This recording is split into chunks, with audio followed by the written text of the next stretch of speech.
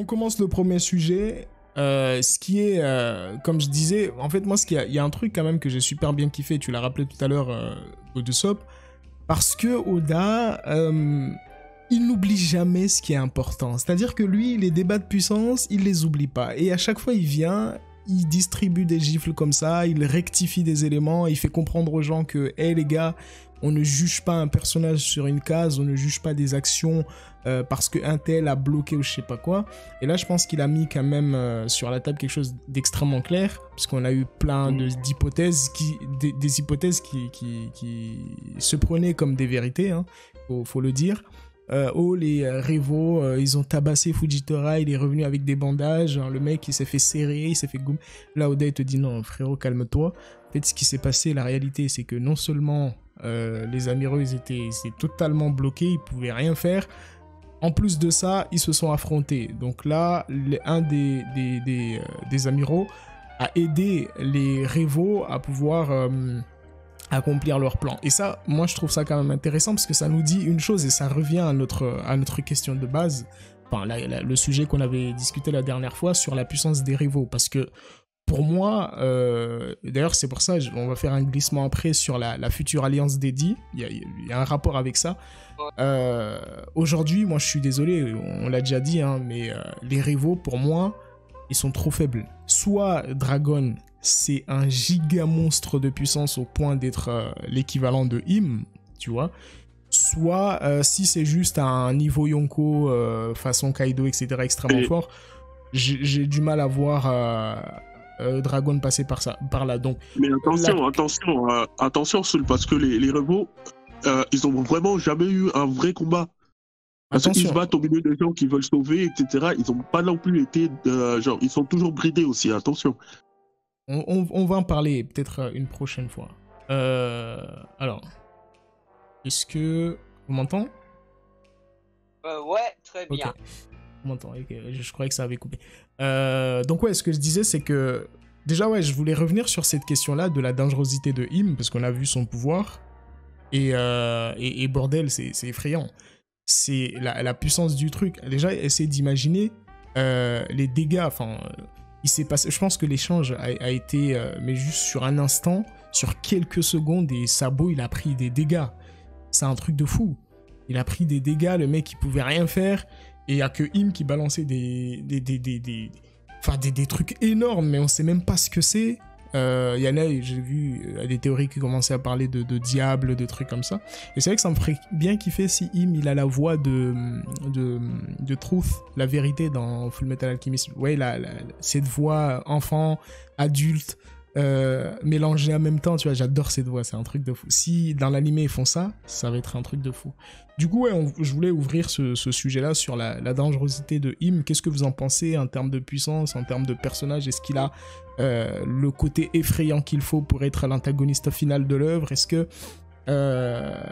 Bref, voilà, je vous laisse la main pour développer vos idées là-dessus. Alors, pour Infama, déjà, la première chose, faut souligner, elle a détruit une île sans problème. La première hypothèse que je me suis dit, c'est le potentiel et l'arme anti-Uranus. Ce serait, je pense, quelque chose de très intéressant. Après, comme un membre du Gorosei a dit à Cobra, depuis que tu as vu Im, tu vas mourir. Un truc comme ça. Et comme Infama, il n'a eu aucun problème à blesser un Logia, Infama a dû tuer du haki l'armement. Pour le toucher, normalement, pour toucher un Logia, il faut avoir utilisé le haki. Déjà, ça nous montre que Infama, elle possède le haki. Et en termes de prestations, déjà, elle a dit que les Dix, c'est ses ennemis. Donc déjà, ça nous dit qu'ils étaient, comment dire... assez équivalent en termes de puissance. Et pour Infama, ça serait logique qu'elle soit un antagoniste final, en espérant que Oda va pas faire comme à la Naruto ou tout ça, parenthèse avec Kaguya qui était bien trop forte. Et je pense que ça serait plus logique qu'elle est un fruit de démon en lien avec le diable. Donc si c'est ça, Eva Infama, elle va déjà dépasser Akainu et Barbe Noire. Bon, pour moi, les deux candidats pour antagonistes, pour les antagonistes de la fin de One Piece. Ouais, j'aimerais vous relancer parce que, sur un truc, parce que tu as dit un truc quand même qui est intéressant. Moi, je trouve quand même qu'il y a un beau parallèle entre le pouvoir de Luffy et le pouvoir de Im. De ce qu'on a vu, on a l'impression que Im est capable de modéliser. En gros, il a une espèce de... Je sais pas c'est quoi ce pouvoir, mais... Il en parler, bien vu. Il a un truc qui modélise... je pense qu'il peut matérialiser ce qu'il veut, mais c'est relié à son corps. À la différence de Luffy, qui peut modeler totalement la matière. Exactement, comme une ombre, en fait, qu'elle peut modeler comme elle veut. Et je trouve qu'il y a un beau parallèle avec le Nika Nika no Mi, qui est, d'ailleurs, hein, si on prend l'ombre et la lumière, donc le Luffy qui est le soleil et Im qui est les ténèbres, tu vois. Donc je trouve que là, il y a un beau parallèle là-dessus. Mais je vous laisse la main pour... Peut-être si vous avez des idées là-dessus, vous développerez. Je peux enchaîner ? Est-ce que je peux enchaîner dessus ? Vas-y.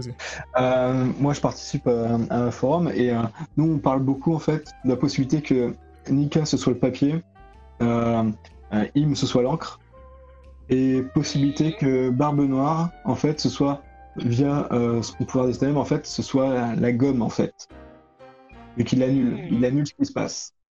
Et j'enchaîne juste pour dire un truc. Vous avez bien vu qu'on a vu la gueule de Im quand il bouffe la flamme. Ah oui, c'est vrai. On voit qu'il a une gueule avec une mâchoire craquelée, style vraiment caricatural un peu des démons ou des dragons, quoi. Et l'autre truc, je pense qu'il y aura une grosse inspiration de Madoka, les sorcières et tout, je pense que ça sera pompé à mort. Et l'autre truc, c'est juste une théorie comme ça. Pour moi, en fait, il n'y a jamais eu d'accord des 20 royaumes. Les épées qui sont plantées à blinde dans le sol, en fait, c'est la génération qui était allée pour essayer de le buter, qui en fait ont planté dans l'ombre et tout, sauf que ça lui a rien fait, et il a buté ceux qui sont venus.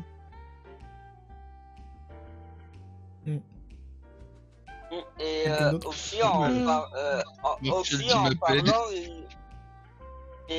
en parlant, il a rappelé à propos du dragon, et pour moi, je me suis dit, comme Infama, elle a mangé le feu de Fabo, pour moi, la seule créature que je vois manger le feu, c'est les dragons. Après, je sais pas s'il a d'autres créatures qui mangent le feu, mais si on a vraiment un dragon, pas comme Kaido qui était le dragon azur, ça serait intéressant qu'on ait le dragon occidentaux qui a les ailes tout ça, comme pour le dragon qu'on avait à Punkazar de tout ça.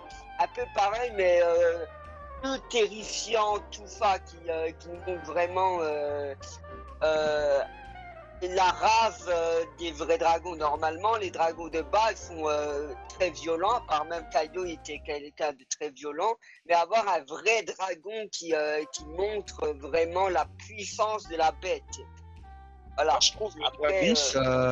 je trouve le dragon, ça matcherait pas parce que, comme je l'avais dit avant le live, Kaido, ça marche le dragon parce que c'est un ennemi très terre à terre, c'est physique. Si lui, il y a pas de poésie derrière lui, c'est vraiment pur bourrinage et terre à terre.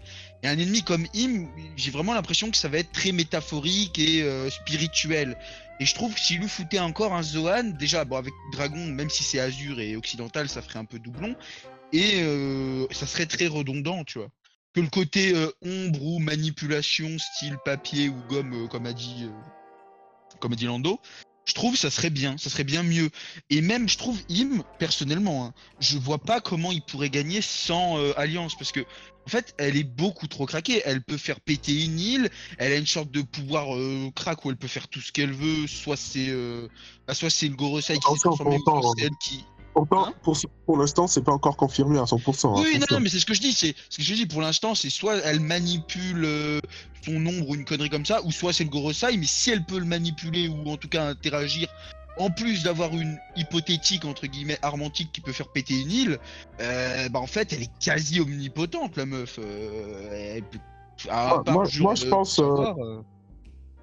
Moi, je pense que ils ont pas les fruits du démon pour la simple raison que déjà ils vivent très longtemps. Ça, normalement, ça doit déjà être une capacité de fruits du démon, ou peut-être qu'ils en ont plusieurs comme Barbe Noire. Si Barbe Noire, ils en ont. Il a découvert comment en faire, pourquoi pas eux, tu vois. Mais je trouve que eux, c'est vraiment je trouve que eux, c'est vraiment les fondateurs, en fait. Parce que les fruits du démon, faut pas oublier que Oda nous a pas encore dit comment ça a été créé. Il nous a parlé des souhaits, des trucs. Et c'est très vague comment Vegapunk l'a présenté. Ouais, mais moi je trouve que vraiment c'est eux les créateurs qui ont créé des fruits du démon pour combattre l'Ancien Royaume. Et l'Ancien Royaume avait les armes antiques, etc. Et je trouve qu'il y a encore une autre forme de puissance qui va entrer en jeu. Mais c'est vrai que j'aime bien cette idée de me dire que plutôt que de partir sur un fruit du démon, bah en fait le mec, enfin ce qu'on a vu là, c'est juste du full acquis en fait. En gros c'est du acquis de l'armement mais niveau stratosphérique. Il peut carrément faire une arme avec ou des conneries comme ça. Exactement, genre tu modélises que le fil va maîtriser pendant le combat encore, ça va être génial. Ouais, exact. Comme d'habitude. Le fil va se faire des points américains au acquis, tu sais. Bam, bam, bam, bam. Ouais. Non, mais franchement... Ouais, j'ai compris comment tu fais, tu m'as tapé, j'ai compris comment tu fais. Maintenant, je vais faire pareil. Ça va être comme ça, mais non, on en a déjà marre. Je pense en tout cas personnellement que si ça ne me dérangerait pas d'avoir un truc comme ça. En plus, je trouve que ça serait pas mal cohérent. Et si on part sur le fruit de l'encre ou des ombres, ça pourrait faire écho avec le fruit de Moria. Et ça, je pense, c'est des choses déjà qu'on a vues. En fait, Oda, il a le fruit des souhaits. Comme non, mais moi, je pense que les gars, il peut tout faire. Moi, je pense que Oda, il a envie de faire un truc nouveau pour son antagoniste final, tu vois. Fruit du démon, c'est un peu trop redondant depuis 25 ans, tu vois. Parce que s'il a un fruit du démon, s'ils ont des fruits du démon contre Shanks, un pirate lambda qui vient de naître il y a je sais pas combien il a 47 ans. Un pirate lambda qui vient naître de la dernière pluie pourrait les battre en EV1. Parce que Shanks, on sait que niveau acquis, il est trop fort. Et qu'il pourrait prendre n'importe qui, tu vois. Mais je pense pas que ce soit un fruit du démon, et je pense vraiment que c'est vraiment des êtres originels du monde de One Piece qui viennent vraiment de la création, genre, tu vois. Parce que les 800 ans et tout, ils sont en train de parler de 800 ans, et Cobra, en plus, genre, ça ne dépasse pas que ces mecs-là sont là depuis 800 ans, tu vois. Quand on parle de Lilith, t'as des yeux qui font, des sourcils qui foncent, mais quand on parle que oui, j'étais là-bas il y a 800 ans, lui, ça lui dit rien. Genre, on dirait c'est normal, tu vois. Ça c'est un peu bizarre. Le mystère, il est un peu bizarre. Oda, il va nous expliquer. Et s'il nous dit que c'est 800 ans, c'est grâce à un fruit du démon ou plusieurs fontaines, plusieurs opérations de jouvence, des trucs, c'est un peu trop simpliste pour des personnages et l'histoire qu'il y a derrière. T-Will, vas-y.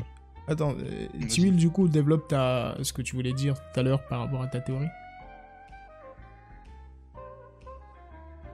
Es-tu là, mon cher T-Will? Là, je suis là. Juste, j'étais un peu occupé. Est-ce que tu peux me donner juste 5 minutes? Ça te dérange pas? Vas-y, t'inquiète. Quelques secondes. Vas-y, y a Marco, du coup. Enfin, celui qui voulait parler tout à l'heure. Télépresse. Ouais. Je sais pas, Télo, t'es là? Oh bah oui, je suis là, pas de soucis, j'écoute juste.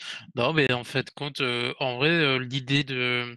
Moi, quand j'ai vu ça, je me suis dit, soit, tu vois, du coup, les doyens et Im, tu vois, c'est un peu des extraterrestres un peu chelous, tu vois, genre, enfin, si on part un peu dans un délire...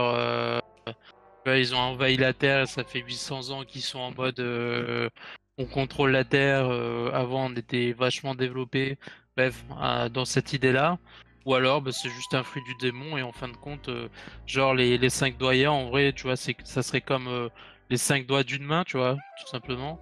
Et avec des pouvoirs un peu différents, un peu en mode Pain, qui avait ces bonhommes-là, bref, qui avait ses potes.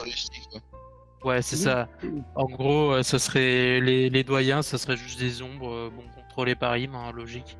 Et ouais, c'était intéressant le truc. Attends, laisse-moi parler, s'il te plaît. C'était intéressant ce que tu disais là au niveau des armes qui étaient posées. En fait, ça ferait 2 générations qui ont essayé de se rebeller, mais qui se sont fait zouker violent, quoi. Avec des gros resets des territoires, ce genre de choses.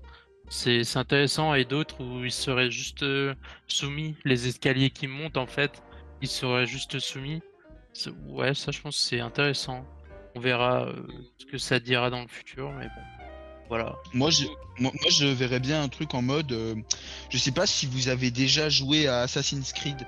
Bah, en fait, dedans, c'est un truc. Il y a une race de précurseurs qui ont créé les humains, en fait. Et moi, je verrais bien ça qu'en fait, le Gorosei, ça serait peut-être une race d'êtres ultra développés avec une technologie de malade. Et en fait, ça serait eux qui auraient créé tout ça, mais vu que nous, on est trop un peu débiles en fait comparé à eux, bah tu sais, les fruits du démon, on se dit que c'est de la magie, mais en fait, c'est de la technologie ultra développée, mais on n'y comprend tellement pas que bah on se dit que c'est de la magie et tous les trucs à côté, tu vois. Et en fait, Joy Boy, pour moi, ce serait peut-être un humain qui se serait rebellé contre eux, et c'est pour ça qu'en fait, ils auraient plus la domination et tu sais qu'à chaque fois qu'il y aurait des rébellions, j'aurais pensé qu'ils auraient reset l'espèce, tu vois.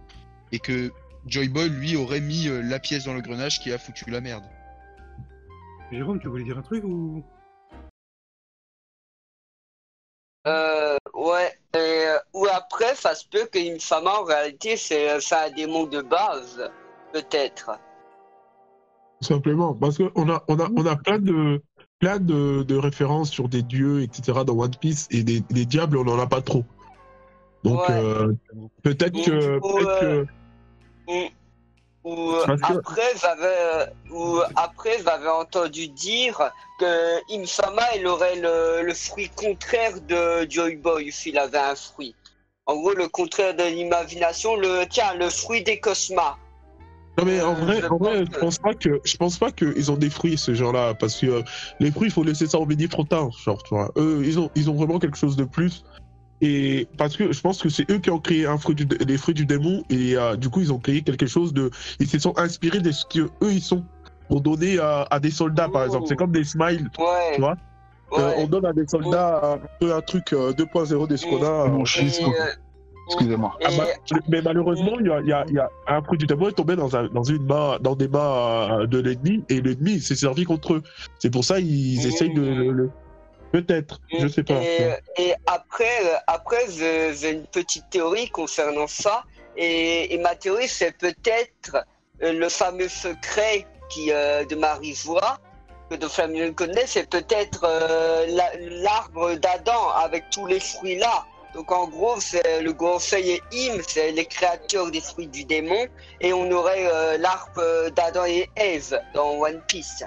Ils ont créé une puissance qui leur a échappé, ils ont perdu le contrôle. Mais comme eux, ils peuvent pas sortir et qu'ils peuvent pas dévoiler non plus leur présence, enfin, voilà quoi. Je pense que c'est un peu ça. Après 25 ans d'écriture, je vois mal Oda quand même. J'aimerais bien, hein, mais je vois mal Oda t'introduire un nouveau pouvoir qui va devoir expliquer. Alors que le gars, il peut tout expliquer avec ses fruits du démon. Hein. Pourquoi aller au plus simple? Pourquoi aller au plus dur alors que tu peux aller au plus simple? Hein, non, mais ça, c'est vrai. Hein, ça, c'est vrai. Hein, vas-y.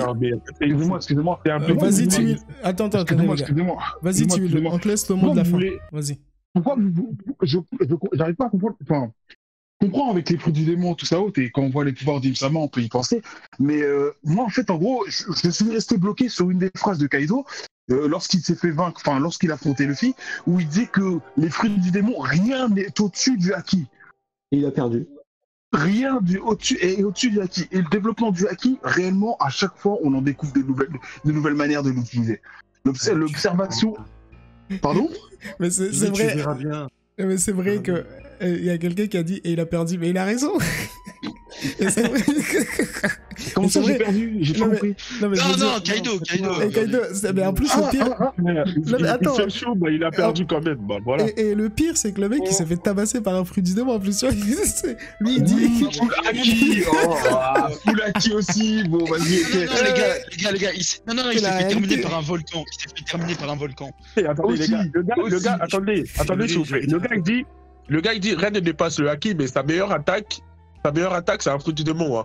À la Bah fin, oui, quand oui, on le oui, tue, mais- il s'est transformé en magma, frère. Il s'est fait démonter. C'est incroyable Il y a quand du même. haki dedans, il y a du haki. Et il y avait peut-être du haki, il y avait peut-être du haki dedans. Il y avait peut-être du Non, haki mais- dedans. Non, mais, et même, Bah, et vas-y. même Oda, c'est quand Les gars, quand on a Oda, il plus- dit- quand Kaido, il On dit n'a plus ça, beaucoup de temps c'est là, Oda il qui faut... parle, mais Oda, c'est un menteur, hein, il peut te changer le truc. Les Dans gars, son- on dans le a futur, plus et tout. beaucoup de temps là, donc les on laisse Tiwil développer ses idées, comme ça on passe au prochain sujet. Vas-y Tiwil, Non, on te laisse. non, mais parce que vous avez dit pas mal de choses qui étaient vachement intéressantes, dont cette histoire d'ombre, les gens pouvaient te le répéter. Je trouve ça vachement cool.